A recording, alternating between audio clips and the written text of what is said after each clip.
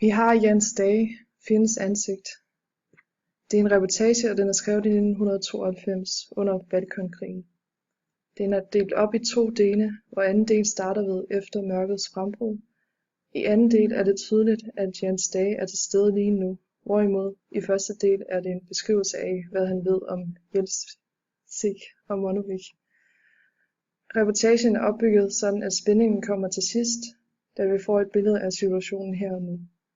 Og sproget er meget personligt, og hans meninger er meget tydelige. For eksempel en skidebro over Milika-floden, og indtil nogen kan få dem til at indse, at de er tabere.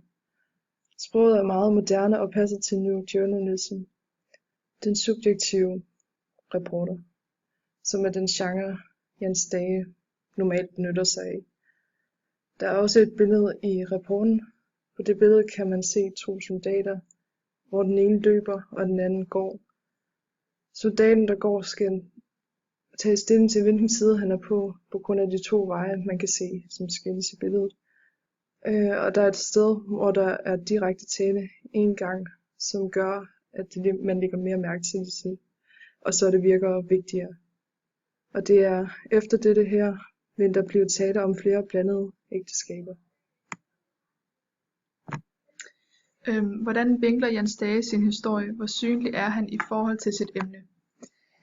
Han vinkler sin historie fra sin egen synsvinkel. Han er meget synlig i reportagen, for eksempel fra mit smadrede vindue i Hotel Holiday Inn kan jeg følge det.